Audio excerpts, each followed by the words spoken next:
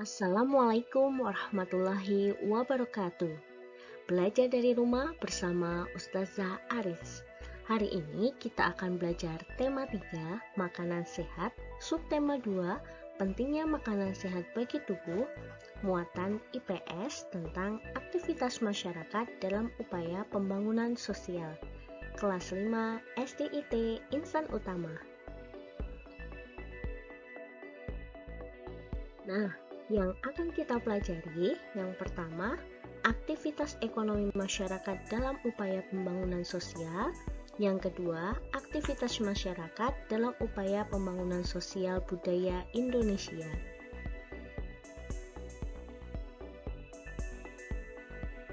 Aktivitas ekonomi masyarakat dalam upaya pembangunan sosial. Setiap negara memiliki rancangan pembangunan di bidang sosial, budaya, dan ekonomi sesuai dengan program dan kemampuannya masing-masing. Pembangunan sosial adalah semua aktivitas yang terkait dengan aspek sosial dan ekonomi yang bertujuan untuk meningkatkan taraf hidup atau kesejahteraan sosial. Contoh aktivitas masyarakat dalam upaya pembangunan sosial antara lain penyuluhan kesehatan, koperasi, dan kegiatan ekonomi pasar.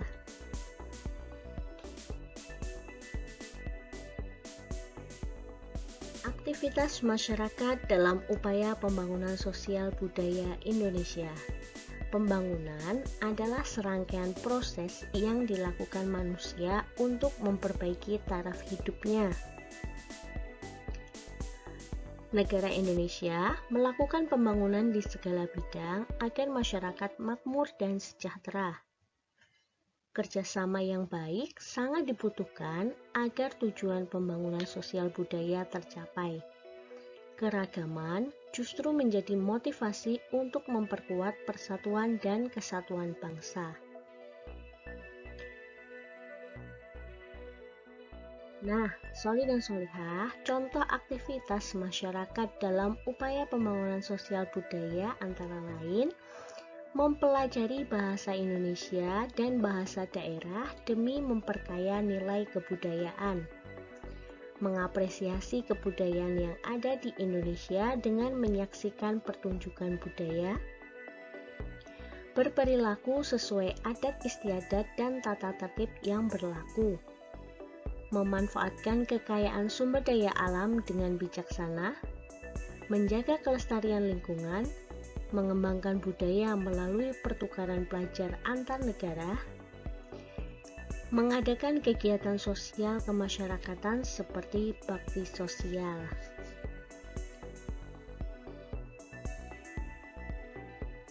Nah, salah satu cara yang dapat kita lakukan untuk turut mengembangkan pembangunan sosial budaya adalah dengan menggunakan bahasa Indonesia yang baik.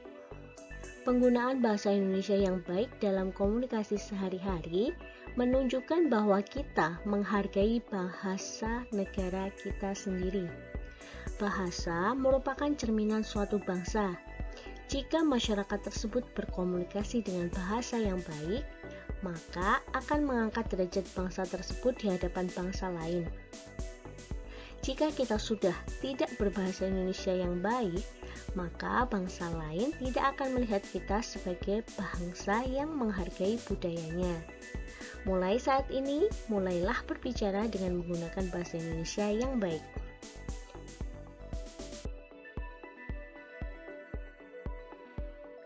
Nabi Muhammad SAW bersabda, "Barang siapa yang beriman kepada Allah dan hari akhir, maka hendaklah ia berkata baik atau hendaklah dia diam." Hadis riwayat Bukhari. Imam Syafi'i berkata, "Jika seseorang hendak berbicara, maka hendaklah dia berpikir terlebih dahulu. Jika dia merasa bahwa ucapan tersebut tidak merugikannya, silahkan diucapkan. Jika dia merasa ucapan tersebut ada mudaratnya atau ia ragu, maka ditahan, jangan bicara." Berbicara yang baik pasti menggunakan bahasa yang baik. Rasulullah adalah orang yang paling baik bahasa dan ucapannya. Tidak ada orang yang paling sempurna tutur katanya selain Rasulullah.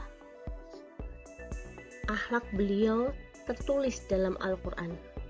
Rasulullah selalu berbicara dengan lemah lembut dan tidak menyakiti orang-orang yang mendengarnya. Sungguh teladan yang utama bagi kita.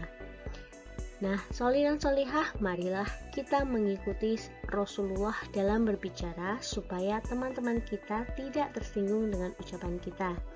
Biasakanlah berbicara dengan bahasa yang baik.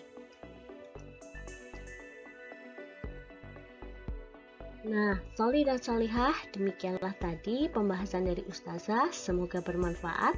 Tetap sehat, tetap semangat. Wassalamualaikum warahmatullahi wabarakatuh.